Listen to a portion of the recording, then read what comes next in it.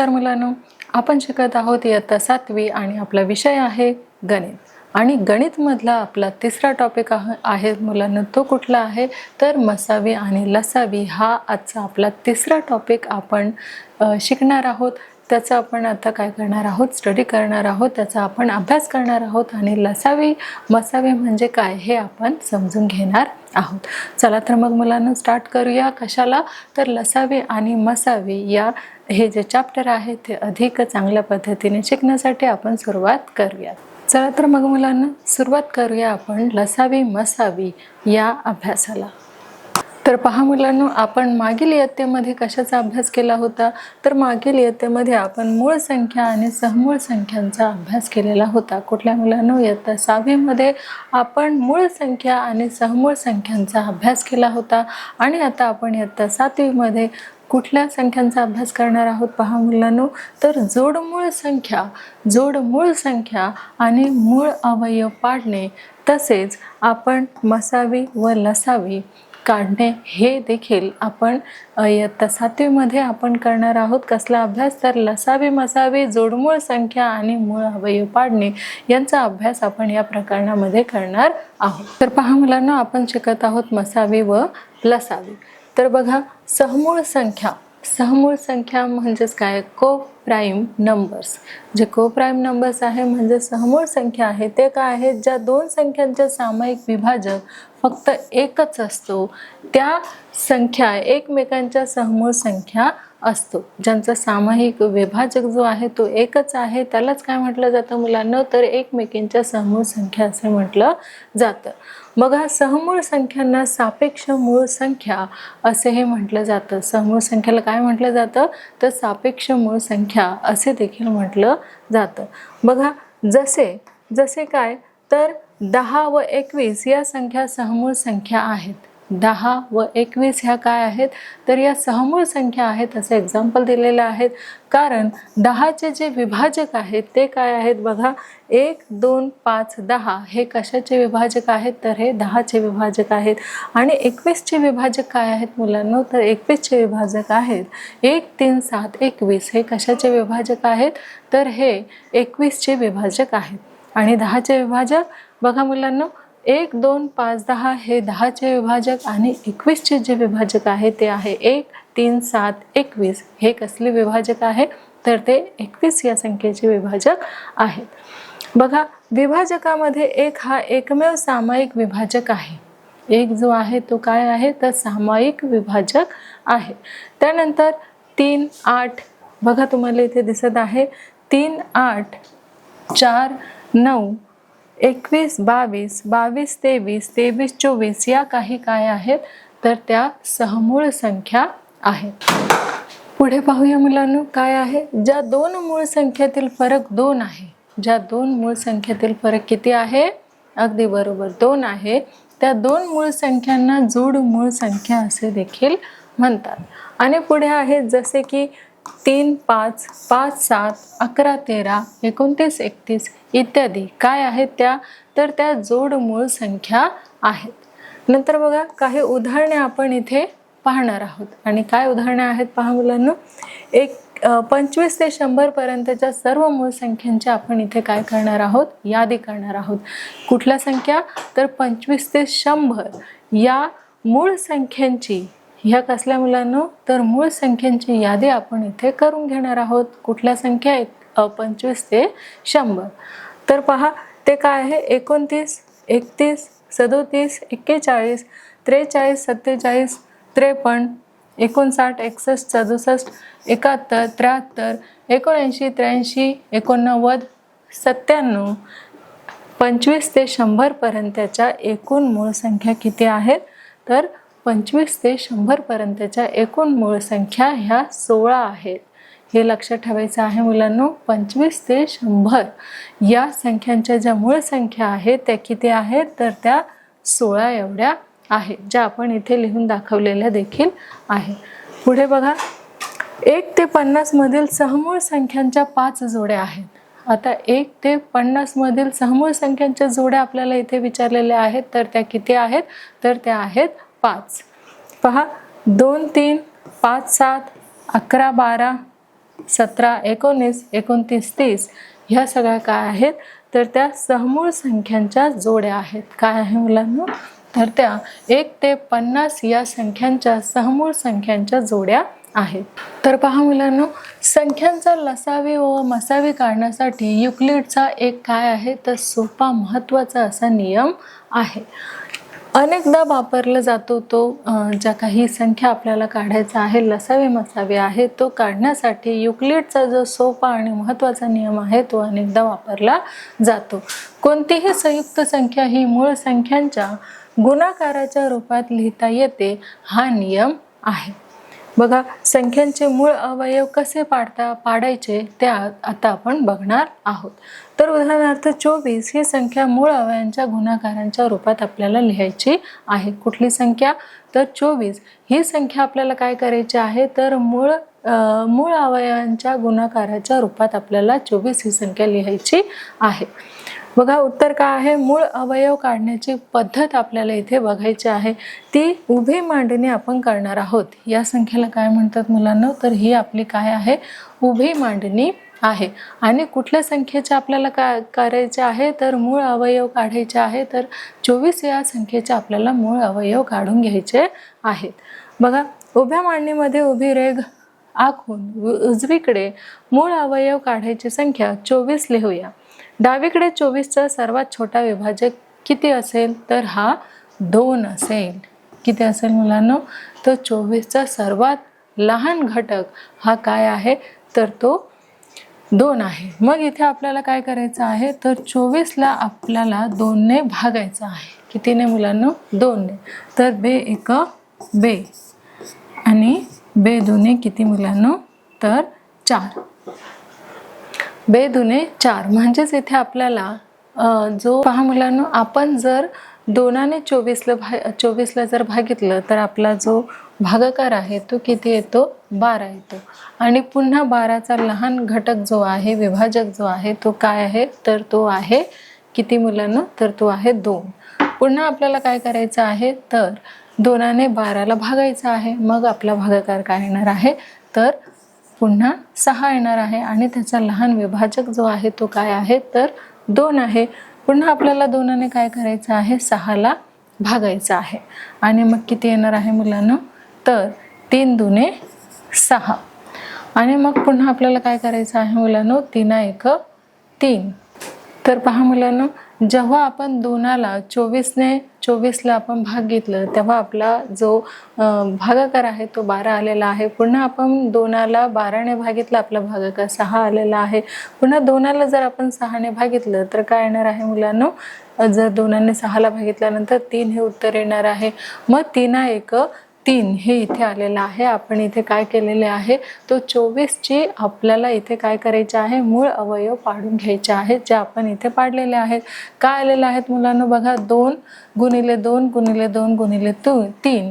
तर पहा मुलांनो, 24चे मूळ अवयव किती आहे तर 2 गुणिले 2 गुणिले 2 गुणिले 3 हे काय आहे तो 24चे मूळ अवयव आहे. बघा, 24चे मूळ अवयव किती आहेत तर 2 गुणिले 2 गुणिले 2 गुणिले 3 हे काय आहेत तर 24चे मूळ अवयव आहेत. हे पाहूया मुलांनो, संख्यांचा लसावी व मसावी काढण्यासाठी युक्लिडचा एक सोपा व महत्त्वाचा नियम जो आपण वापरलेला होता आणि 24चे मूळ अवयव आपण काढले होते. आता आपण काय करणार आहोत तर संख्यांचे मूळ अवयव कसे पाडायचे, कुठल्या संख्येचे तर 24. ह्या 24 संख्येचे आपल्याला काय करायचे आहे तर मूळ अवयव पाडायचे आहेत. म्हणून मूळ अवयव काढण्याची जी पद्धत आहे ते आता आपण आडवी मांडणीने काय करणार आहोत तर 24चे मूळ अवयव इथे पाडून घेणार आहोत. जसं आपण 24चे जे मूळ अवयव आहे ते उभ्या मांडणीमध्ये सुद्धा आपण काय केले होते तर 24चे मूळ अवयव आपण मांडून घेतलेले होते, जे आलेले 2 गुणिले 2 गुणिले 2 गुणिले 3 अशी आपली काय आलेली तर उभी मांडणी जी आहे तिचे मूळ अवयव जे आहे ते आपण उभ्या मांडणीद्वारे सुद्धा काय केलं होतं इथे समजून घेतलेलं होतं. आता आडव्या मांडणीद्वारे सुद्धा आपण 24चे मूळ अवयव जे आहे ते आपण काढून घेणार आहोत. तर पहा मुलांना, इथे आपण काय केलेलं आहे तर आडवी मांडणी करून घेतलेली आहे. तसेच आपण बे गुणिले तसं लिहिलेलं आहे आणि 12चे काय केलेले आहे आपण विभाजक केलेले आहे. किती 6 दुने 12. म्हणून आपण काय केलेलं आहे, बे गुणिले 6. त्यानंतर आपण पुन्हा काय केलेलं आहे की याचे आपण विभाजन केलेलं आहे, अवयव पाडून घेतलेले आहे. कितीचे, तर 6चे आपण अवयव पाडून घेतलेले आहे. किती होतात मुलांना, 3 दुने 6 हे होतात. हे आपण बे गुणिले बे म्हणजे 2 गुणिले 2 गुणिले 2 गुणिले किती आलेलं आहे, तर 3 आलेलं आहे. त्यानंतर आपण आधी काय केलेलं होतं, 12चे अवयव पाडून घेतलेले होते. त्यानंतर 6चे देखील आपण अवयव पाडून घेतलेले आहे. आणि आपलं उत्तर बघा काय आलेलं मुलांना, 2 व 3 हे मूळ अवयव आहेत. बघा हे जे 2 आहे आणि हे 3 आहेत हे काय आहे, तर हे आपले मूळ अवयव आहेत. ही झाली आपली आडवी मांडणी आणि त्या मांडणीद्वारे देखील आपण 24चे जे मूळ अवयव आहेत ते आपण सेम काढलेले आहे. जे आपण कशामध्ये काढले होते, उभ्या मांडणीमध्ये काढले होते, तेच आपण सेम आडव्या मांडणीमध्ये सुद्धा काढलेले आहे. बघा त्याचे मूळ अवयव काय आहे, 2 गुणिले 2 गुणिले 2 गुणिले 3 हे काय आहेत, तर आडवी मांडणी करून 24चे आपण जे मूळ अवयव हे आपण इथे काढून घेतलेले आहे. तर पहा मुलांनो, इथे आपण पुन्हा एक दुसरं उदाहरण घेणार आहोत आणि त्याची देखील उभी मांडणी आणि आडव्या मांडणीच्या स्वरूपात आपण त्याचे मूळ अवयव पाडून घेणार आहोत.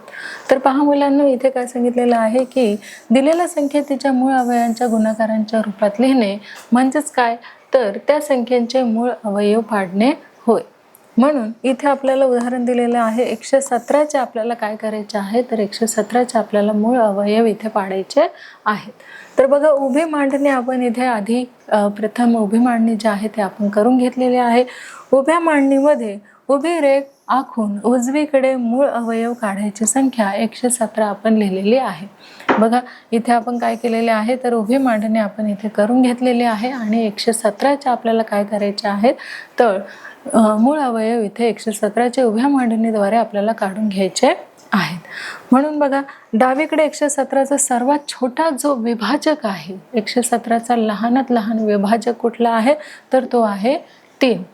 त्यानंतर बघा आता आडवी रेघ आखून 117ला भाग दिल्यावरती आता आपल्याला काय करायचं आहे, तर 117ला 3ने भाग द्यायचा आहे. म्हणजे कुठली संख्या येणार आहे, तर 39चा छोटा विभाजक येणार आहे. बघा जेव्हा आपण 3ने 117ला भाग देतो तेव्हा काय येणार आहे, तर 39 ही संख्या येते. आणि पुन्हा त्याची जी लहान संख्या आहे ती कुठली आहे मुलांना, तर ती आहे 3. मग पुन्हा आपल्याला 3ने काय करायचं आहे, 39ला भाग द्यायचा आहे. मग येणारी संख्या कुठली आहे पाहूयात. तर पहा मुलांना, 117चा सर्वात लहान जो विभाजक आहे तो आहे 3. मग आपण पुन्हा 3ने काय केलेलं आहे, तर 3ने आपण 117ला भाग दिल्यानंतर जो भागाकार आहे तो आला आहे आपला 39. त्यानंतर 39चा जो 39चा जो लहान विभाजक आहे तो आहे 3.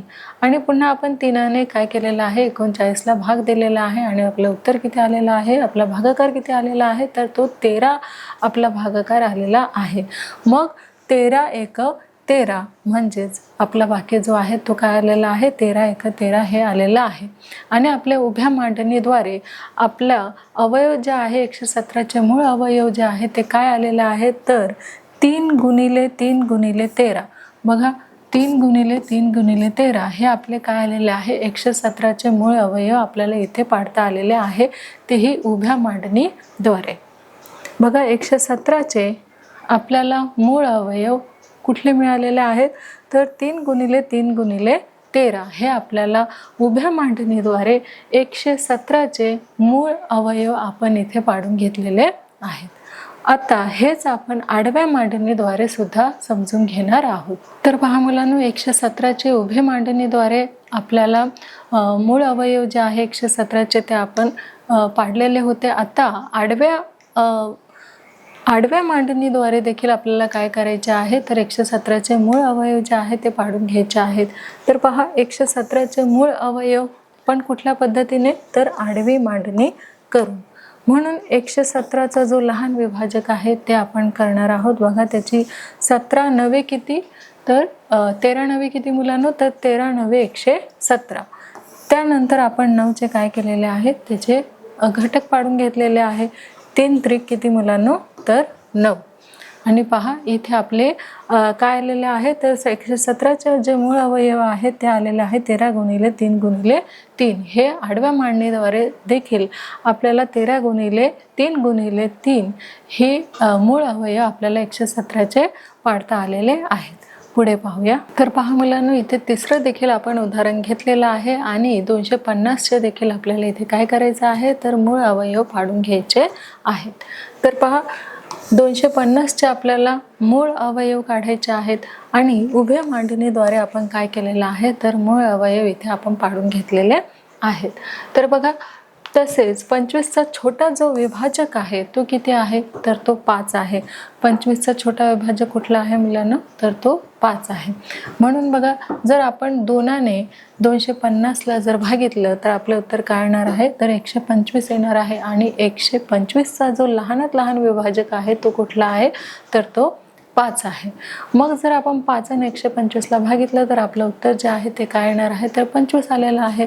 आणि पुन्हा 25चा जो लहान विभाजक आहे तो काय आहे तर 5 आहे. आणि मग बघा 5 1 5. आणि अशा प्रकारे आपल्याला 250चे आपल्याला विभाजक जे मूळ अवयव आहेत ते आपल्याला मिळालेले आहे 2 गुणिले 5 गुणिले 5 गुणिले 5. हे आपल्याला 250चे मूळ अवयव मिळालेले आहे. तर पहा मुलांना, आपण उभ्या मांडणीद्वारे 250चे मूळ अवयव पाडले होते. आता आडव्या मांडणीद्वारे देखील आपण काय करणार आहोत तर आडव्या मांडणीद्वारे देखील आपण 250चे मूळ अवयव पाडून घेणार आहोत. तर बघा, 250 बरोबर 2 गुणिले 125 किती होतात मुलांना तर 250 हे होतात. म्हणून हे 2 आपण जसेच्या तसे लिहिले. आता पुन्हा आपण 125चे काय करणार आहोत तर त्याचे देखील आपण 25 5 किती मुलांना तर 125. त्यानंतर 2 गुणिले 5 गुणिले 125. पुन्हा आपल्याला काय करायचं आहे तर 5चे सुद्धा आपल्याला विभाजन करायचं आहे. तर बघा, 2 गुणिले 5 गुणिले 5 5 किती मुलांना तर 5 5 25. त्यानंतर बघा, आपल्याला 250चे काय मिळालेले आहे तर 250चे आपल्याला इथे मूळ अवयव मिळालेले आहे.